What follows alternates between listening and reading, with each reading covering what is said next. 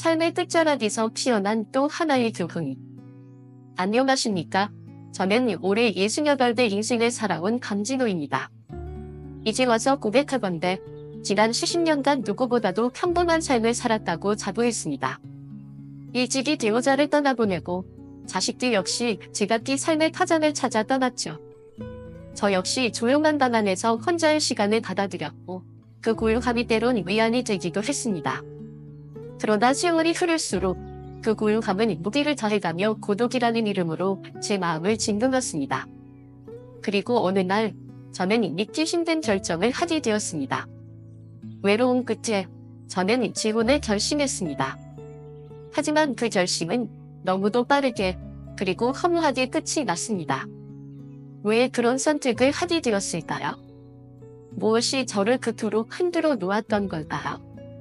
혹시 제 이야기가 누군가에겐 작은 교훈이 될 수 있다면 그걸로도 좋겠습니다. 이제 제가 겪은 이 여정 속에서 얻은 3가지 중요한 깨달음을 여러분과 함께 나누려 합니다. 각 이야기는 하나의 교훈이며 노년에 살아가는 우리 모두에게 필요한 지혜일지도 모릅니다. 편안한 뒤에 숨어있는 고독이 드립니다. 혼자의 삶은 익숙해졌지만 결코 자유롭지 않았다.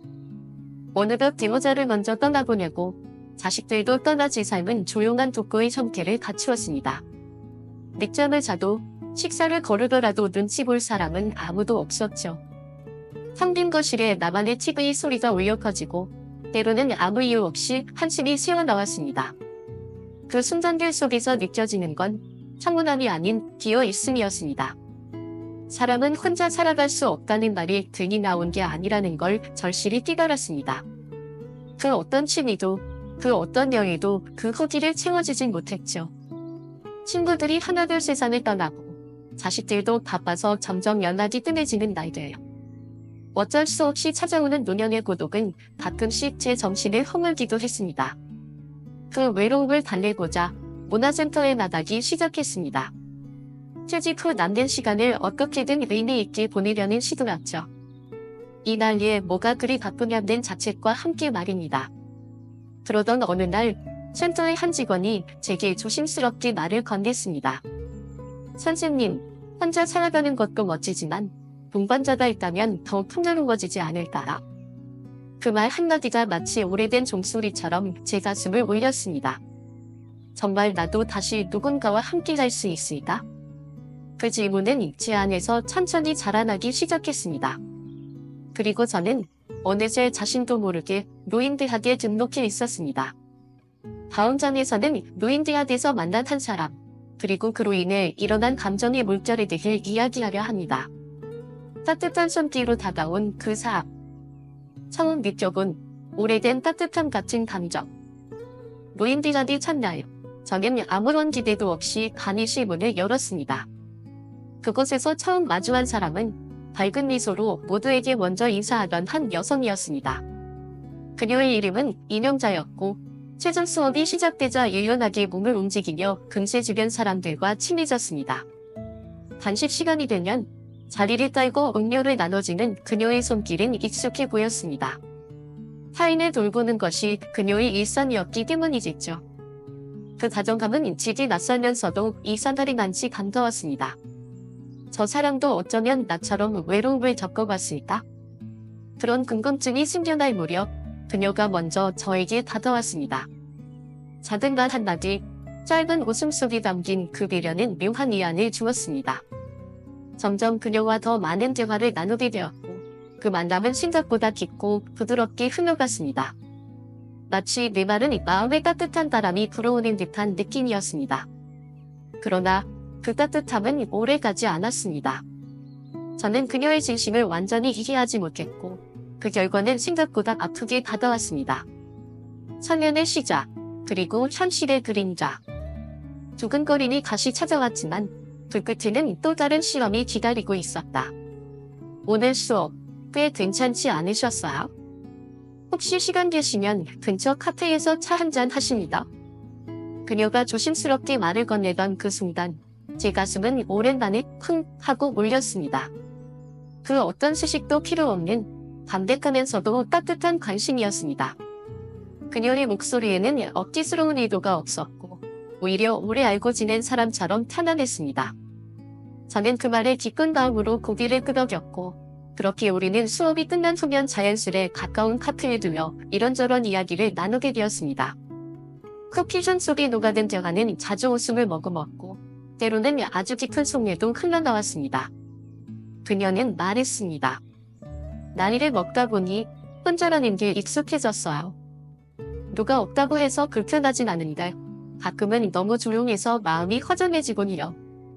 그 말에 저는 고개를 끄덕이며 혼자 밥을 차리고 먹는 일상의 단순한 틱들을 이야기해 주었죠. 우리는 서로 다른 듯 비슷한 외로움 속에서 천천히 마음의 문을 열어봤습니다.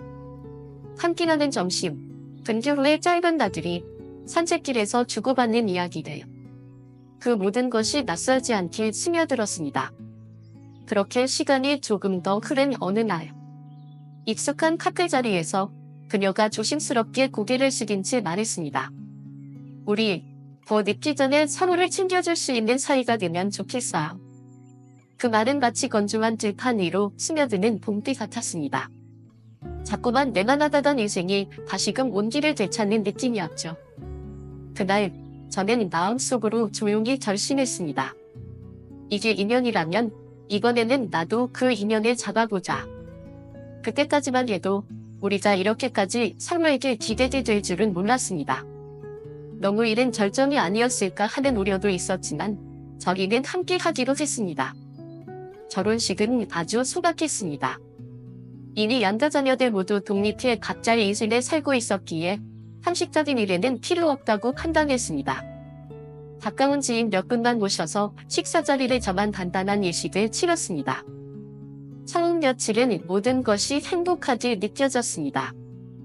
혼자 차려 먹던 닭산이 둘이 되자 식탁 위에도 대화가 튀어났고 같이 걷는 산책길은 마치 새로운 세상 같았습니다. 아침이면 제가 먼저 일어나 싱크대 앞에 서고 뒤따라 나온 영선 씨가 진호 씨, 뭘 그렇게 일찍 일어나셨어요? 하고 말하면 괜스레 웃음이 났습니다. 아, 나는 더 이상 혼자가 아니구나. 그 사실 하나만으로도 삶은 달라 보였습니다. 그러나 그 행복은 생각보다 오래가지 않았습니다. 함께 살아간다는 것은 단지 좋아하는 감정만으로는 해결되지 않는 문제라는 것을 곧 깨닫게 되었습니다. 젊은 연인들이었다면 서로의 차이를 맞춰가기 위해 기꺼이 노력할 에너지가 넘쳤을지 모릅니다. 하지만 이미 60대 후반이 된 저와 그녀는 각자의 삶 속에 고착된 리듬과 간식이 있었습니다. 저는 아침형 인간이었습니다. 새벽에 일어나 조용히 집 앞 공원을 걷는 것이 오랜 습관이었죠. 반면에 그녀는 밤늦게까지 TV를 보다가 아침 늦게 일어나는 편이었습니다. 처음엔 서로의 리듬을 존중하면 되지라고 생각했습니다. 하지만 막상 한 집에 살게 되니 그 존중이란 말이 생각보다 어려운 일이었습니다. 작은 등연, 깊은 간극. 사랑만으로는 함께 사는 모든 문제를 덮을 수 없다는 걸 깨달은 순간. 함께 산다는 건 단지 집을 나누는 일이 아니었습니다. 삶의 리듬, 가치관, 말투, 습관, 심지어는 TV 소리의 크기까지도 함께 살아야 하는 문제였지요. 저는 새벽녘 공지를 마시는 걸 좋아하는 아침형 인간이었기에 아직 어둠이 가시기 전 집을 나서곤 했습니다. 하지만 그 시간, 혹시라도 영선 씨가 뜰까 싶어 문을 살그머니 닫고 조심조심 발걸음을 옮겨야 했습니다. 반대로 그녀는 밤 늦게까지 드라마를 보거나 리모컨을 누르며 시간을 보내는 걸 좋아했습니다. 저는 결국 뒷바지를 끼고 잠을 청겨야 했죠. 이런 불편은 처음엔 사소해 보였습니다. 하지만 반복될수록 피로감이 쌓였고 말하지 않아도 삶의 감정은 조금씩 삐걱지기 시작했습니다. 그뿐만이 아니었습니다. 둘째는 금전적인 시각 차이였습니다. 저는 매달 나오는 연금 중 일부를 생활비로 쓰고 나머지는 손자 셋을 키우느라 힘들어하는 아들 가족에게 조금씩 보태주고 있었습니다. 그것이 제게는 당연한 아버지의 책임이었죠. 그러나 영선 씨는 어느 날 말했습니다. 우리 누구도 걱정해야 하는데 자녀에게 너무 많이 쓰는 거 아니에요? 그 말이 처음에는 낯설게 들렸습니다. 제 돈에서 일부를 보내는 것인데 왜 그리 민감하게 반응할까? 그녀는 이제 못할 상황이 아님에도 자꾸만 불만을 드러내는 듯했죠. 그때부터 저는 자신도 모르게 마음의 거리를 두기 시작했습니다. 첫째는 가족을 바라보는 관점의 차이였습니다. 영선 씨에게도 성인 자녀들이 있었습니다. 그녀의 아이들이 집에 찾아오면 정성스럽게 상을 차리고 따뜻한 분위기로 집안을 꾸미며 반가워했습니다. 그런 모습을 보며 저 역시 함께 준비를 도우며 즐거워했죠. 하지만 제 아들 가족이 온다고 하면 그녀는 자주 말했습니다. 이번 주는 피곤해서 힘들 것 같아요. 다음에 오면 안 될까요? 심지어 집에 와도 그녀는 웃으며 인사를 건넨 뒤 조용히 감으로 들어가 버리는 경우가 많았습니다. 그럴 때마다 제 마음에는 작은 상처가 생겼습니다. 왜 그녀는 나의 가족을 가족으로 받아들이지 못할까? 저는 같은 부부 입장인데 서로의 자녀를 함께 품지 못한다는 게 서운하기만 했습니다. 한순간 날 우리는 낯선 동네로 이사를 갔고 본격적인 동거가 시작되었습니다. 그때까지만 해도 저는 호감과 애정이 모든 걸 이겨낼 거라 믿었습니다. 하지만 함께 살아보니 각자 오랜 결혼 생활을 통해 체득한 습관들과 생활 관식은 쉽게 바뀌지 않는다는 걸 알게 되었습니다. 그녀에겐 중학생 아들과 대학교를 막 졸업한 딸이 있었습니다. 아이들이 집에 오면 그녀는 음식을 손수 준비하고 방 안을 정갈하게 정리하며 근직이 움직였습니다. 그 사람은 지극했고 저도 옆에서 기꺼이 도왔습니다. 그러나 제 남동생 가족이 형님 댁에 한번 들러도 될까요? 하고 연락을 해오면 영선 씨는 이번 주는 회사 일이 바빠서요. 집도 아직 손님 맞을 준비가 안 됐어요. 하며 냉담한 반응을 보였습니다. 막상 남동생이 방문해도 그녀는 인사만 나눈 후 방 안으로 들어가 버리기 일쑤였고 저는 그 모습에 마음이 조금씩 다쳐갔습니다. 영선 씨 자녀에게 해주는 만큼 제 가족에게도 조금만 더 다정하게 대해주면 안 될까? 저는 조심스럽게 마음을 털어놓았습니다. 그 사람들도 나에겐 소중한 가족이라. 당신처럼 나도 내 가족을 아끼고 싶어. 그러자 영선 씨는 내가 일부러 그런 건 아니다. 아직은 남동생 가족이랑 좀 서먹해서 그래. 라며 애매하게 웃어 넘겼습니다. 그 웃음엔 명확한 이해도 확고한 의지도 느껴지지 않았습니다. 그리고 저는 그제야 깨달았습니다. 함께 사는 건 단지 좋아한다는 마음만으로는 충분하지 않다는 걸 말입니다. 함께라는 이름 아래 더 깊어진 외로움. 함께 있어도 외로울 수 있다는 진실. 그 사실 앞에서 나는 자주 멈춰섰다. 저는 점점 더 혼란스러워졌습니다. 표면적으로는 다정하게 함께 살아가는 부부였지만 마음속 깊은 곳에선 설명하기 어려운 허전함이 자꾸만 피어났습니다. 그녀는 여전히 다정했습니다. 하지만 그 다정함이 오직 그녀의 세계 안에서만 유효하다는 걸 저는 점점 더 뚜렷이 느끼게 되었습니다. 왜 내 가족은 이렇게 차갑게 대해지는 걸까? 표현할 수 없는 서운함이 어느새 제 마음 구석구석을 차지해갔고 그 서운함은 마치 겨울 아침의 서리처럼 제 일상에 스며들었습니다. 사소한 오해, 작은 말투, 반복되는 거리감. 겉으로 보기엔 아무 일 없어 보일 수 있지만 내면에서는 커다란 외로움과 갈등이 점차 자리를 잡아갔습니다. 우리가 30대, 40대였다면 어땠을까요?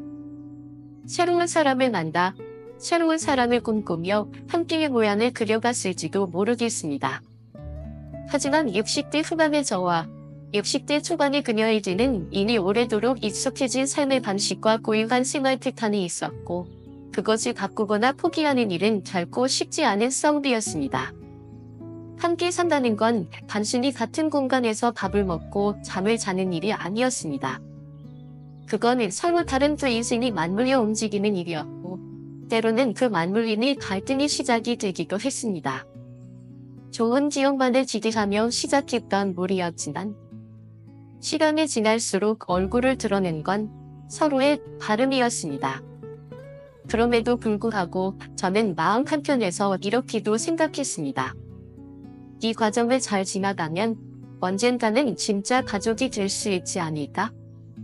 하지만 희망과 현실 사이에서 마음이 흔들릴 때면 저도 모르게 새벽 골목을 걷게 되었습니다. 바로 그날에 번지는 노란 불빛, 바람에 흔들리는 나뭇가지. 그 속에서 저는 저도 모르게 이런 질문을 던졌습니다. 처음 이 길을 걸으며 꿈꿨던 건 무엇이었지? 나는 정말 더 나은 삶을 위해 이 선택을 했던 걸까? 그리고 그날 밤 소파에 기대어 앉아있는 그녀의 뒷모습을 멍하니 바라보았습니다. 조용히 부엌을 정리하던 그녀의 어깨 너머로 느껴지는 건 이상하게도 따뜻함이 아닌 거리감이었습니다. 나는 이 외로움을 달래고 싶어 질문을 결심했는데 어쩌면 이전보다 더 고립되고 있는 건 아닐까? 같은 공간을 쓰면서도 마음이 멀어져 간다는 그 느낌.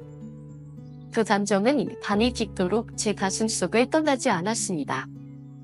그날 밤의 고요함은 제가 바랐던 온기와는 정반대의 감정을 남기고 저를 더 깊은 침묵 속으로 이끌었습니다. 며칠 뒤 어느 늦가을 오후였습니다.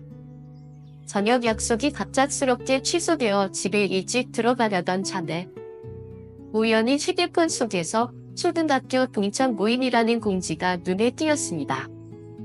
한동안 보지 못했던 친구들이라 그런지 반가운 마음이 들어 얼굴만 잠깐 비춰볼까 하는 생각에 근처 카페로 향했습니다. 커피 한 잔과 함께 오래된 추억이 곁들여지니 시간 가는 줄 모르고 웃고 떠들게 되더군요. 그 순간만큼은 어릴 적 친구들과의 시간이 저를 다시 나로 되돌려주는 것 같았습니다. 그런데 그때였습니다. 카페 문이 발그락 열리는 소리와 함께 익숙한 목소리가 들렸습니다. 여기서 뭐 하고 계세요? 사랑의 대열, 침묵의 시작. 누군가와 함께하는 삶이 때로는 더 깊은 고독을 들여온다. 카페 문이 열리며 들려온 목소리에 고개를 돌리니 그곳엔 영선 씨가 서 있었습니다. 그날따라 우연히 카페 앞을 지나가던 중 저를 보게 된 듯했습니다. 왜 이런 모임에 나한테는 말도 안 했어요? 말투는 조심스러웠지만 그녀의 눈빛은 차가웠습니다. 저는 당황스러움을 감추려 애쓰며 말했습니다. 잠깐 얼굴만 비추는 자리였어요. 친구들이 오랜만에 보자고 했어요. 그리고 이어 말했습니다. 잠깐 앉아서 커피라도 한잔 하니요. 그러나 그녀는 망설임 없이 고개를 저었습니다. 괜찮아요. 친구들끼리 노세요. 저는 할 일이 있어서요. 그 순간 테이블 위로 싸늘한 공기가 퍼졌습니다. 분위기를 풀어보려 한 친구가 덧붙였습니다. 그래도 잠깐 앉았다가요. 우리 다 오랜만입니다. 하지만 그녀는 그 말이 끝나기도 전에 몸을 돌려 조용히 나가버렸습니다. 남겨진 저와 친구들은 서로 눈치를 보며 한동안 아무 말도 할 수 없었습니다. 당황스러움과 함께 느껴지는 묘한 쓸쓸함이 마음 한켠에 파고들었습니다.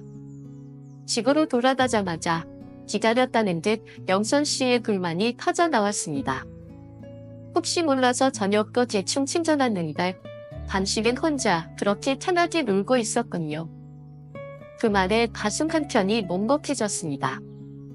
마치 제가 몰래 잘못된 일을 한 사람처럼 취급받는 기분이었고 그것이 더 큰 서운함으로 이어졌습니다. 그날 밤 아파트 창밖으로 번지는 불빛을 멍하니 바라보며 저는 스스로에게 물었습니다. 나는 왜 친구들과 잠시 웃는 시간조차도 마음 편히 누릴 수 없는가? 결혼이란 건 무엇일까요? 분명 누군가 곁에 있어 외롭지 않으리라 생각해 시작한 관계였건만 시간이 지날수록 이 결혼은 저를 자유롭게 해주기보다 오히려 속박처럼 느껴지기 시작했습니다. 사소한 것에서 기록된 서운함이 쌓여 어느 날은 그것이 감당할 수 없는 적이 되어 우리를 가로막을 것 같다는 불안이 엄습해왔습니다. 저는 그저 따뜻한 온기를 나누고 싶었을 뿐이었습니다. 하지만 어느 순간 서로를 배려한다는 이름 아래 상대를 억누르고 제한하며 마음의 틈을 더 벌리는 모습으로 변해버렸습니다. 시간이 흐를수록 우리의 대화는 줄어들고 웃음도 사라졌습니다. 그러던 어느 날 밤 영선 씨가 조용히 묻습니다. 티은 씨, 요즘 나랑 대화도 없고 집에서도 웃질 않아요. 혹시 나랑 사는 거 후회되는 거예요? 그 질문에 저는 쉽게 답할 수 없었습니다. 후회한다고 말하자니 죄책감이 들었고 전혀 아니다고 말하자니 제 얼굴이 이미 진실을 말하고 있었습니다. 잠시의 침묵이 흐른 뒤 그녀가 다시 물었습니다. 말해줘요. 우리 재혼한 거 정말 잘한 결정이라고 생각해요? 그 순간 제 머릿속에는 반복적으로 한 문장이 맴돌았습니다. 차라리 혼자 사는 게 편했을까? 하지만 그 말을 입 밖으로 꺼내는 순간 우리가 함께 걸어온 길이 되돌릴 수 없게 될 것만 같아. 근데 아무 말도 하지 못했습니다. 결국 얼마 지나지 않아 우리는 헤어졌습니다. 단 한 번의 충돌이 끝이 아니었습니다. 이미 고착된 생활 방식과 가치관은 서로 간의 틈을 좁히지 못했고 우리는 그 틈을 결국 걸려 넘어졌습니다. 혼자라는 선택, 그리고 다시 찾아올 삶의 증명. 혼자라는 것, 그건 외로움이 아니라 온전한 나로 돌아가는 과정이었다. 결국 우리가 헤어진 결정적인 이유는 단순한 성격 차이도 일상의 불편함도 아니었습니다. 그보다 더 깊고 본질적인 문제, 바로 삶을 함께 바라보는 방식의 차이 때문이었습니다. 저는 제 자녀와 손주들까지 아우르는 넓은 의미의 가족 공동체를 지향했습니다. 가족이란 나를 중심으로 둘러싼 모든 사람들과의 관계에서 튀어나오는 따뜻함이라고 여겼기 때문입니다. 하지만 영선 씨는 달랐습니다. 그녀는 우리 둘만의 관계에 집중하기로 원했고 부부란 곳 하나의 세계 안에서 서로를 중심에 두고 살아야 한다는 입장이었습니다. 저는 어느 정도의 자유와 여백을 중시했지만 그녀는 일상 속과의 모든 순간을 함께하고 함께 결정하고 함께 살아야 진짜 부부라 여겼습니다. 저는 아들 가족을 긍정적으로 돕는 일을 자연스럽게 생각했지만 그녀는 그것이 우리의 노후를 위협하는 일이라며 조심스러워했고 때로는 노골적인 불만을 드러내기도 했습니다. 시간이 지날수록 우리는 서로의 삶의 방식이 너무도 다르다는 걸 인정할 수밖에 없었습니다. 지금 생각해보면 어쩌면 이 모든 갈등의 씨앗은 애초에 충분한 대화 없이 서둘러 시작한 재채기니 컸는지도 모릅니다. 외로움이라는 감정이 깊어지는 어느 날 함께라면 괜찮아지겠지 하면 막연한 기대만으로 결혼을 결정했던 건 아닐까? 이제 와서 그 물음이 자주 떠오릅니다. 그렇게 우리는 다시 각자의 자리로 돌아갔습니다. 혼자가 되었고 처음엔 다시금 공허함이 찾아왔습니다. 그러나 이번엔 예전과는 달랐습니다. 혼자라는 이유만으로 누군가에게 매달리지는 않겠다. 이제는 그 다짐이 제 삶의 중심이 되었습니다. 지금 제가 해야 할 일은 다른 누구도 아닌 나 자신의 삶을 더 단단히, 더 따뜻하게 가꾸는 일입니다. 혼자이지라도 마음이 따뜻해지는 순간을 소중히 여기며 지금 곁에 있는 이웃, 친구들과 더 건강한 관계를 만들어가는 것. 그것이야말로 인생 후반전을 아름답게 살아가는 방법 아닐까요? 제가 분명히 말씀드릴 수 있는 건 혼자는 외롭지만 낫지 않는 동거가 주는 외로움은 그보다 훨씬 쓰라릴 수 있다는 사실입니다. 혹시 여러분 중에도 저처럼 외로움 때문에 재혼을 고민하시는 분이 계시다면 저희 이 이야기를 한 번쯤 떠올려 주셨으면 좋겠습니다. 물론 모든 재혼이 저처럼 실패로 끝나는 건 아닙니다. 하지만 충분한 대화 없이 서로의 가치관을 깊이 이해하지 않은 채 서두른다면 더 큰 상처와 후회를 남길 수 있다는 점은 잊지 않으셨으면 합니다. 중년 이후의 결혼은 단지 감정만으로 이루어지는 것이 아닙니다. 삶의 방식, 경제관, 가족에 대한 시각 등 현실적인 모든 부분을 함께 조율할 수 있는지 그 여부가 진정한 동진의 조건이 됩니다. 젊은 날보다 더 신중해야 하는 이유는 우리가 이제는 누군가의 곁에 머무르는 일이라면 서로를 지켜주는 존재가 되어야 하기 때문입니다. 지금 혼자 계시더라도 외로움을 이겨낼 다른 방법들이 분명히 있습니다.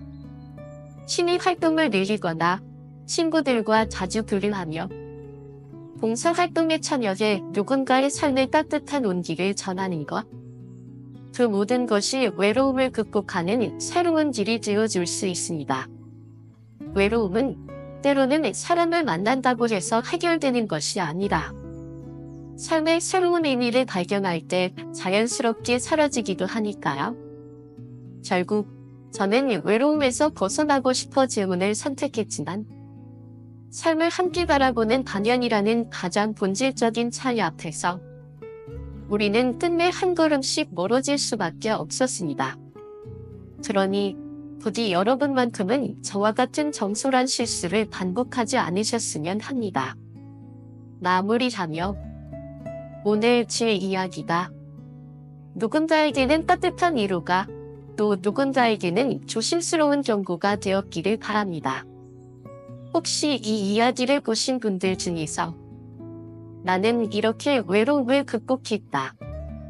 내 지인은 이런 방식으로 잘 살고 있다는 소중한 경험이 있다면 댓글로 함께 나눠주세요. 그 작은 나눔 하나가 다른 누군가에게는 인생의 방향을 바꾸는 등불이 될 수 있으니까요. 모두가 자신만의 방식대로 덜 외로운 삶, 더 따뜻한 인생 후반전을 살아가시길 진심으로 기원합니다. 끝까지 시청해주셔서 감사드립니다. 저는 또 다른 이야기, 또 다른 지혜로 여러분을 찾아뵙겠습니다. 감사합니다.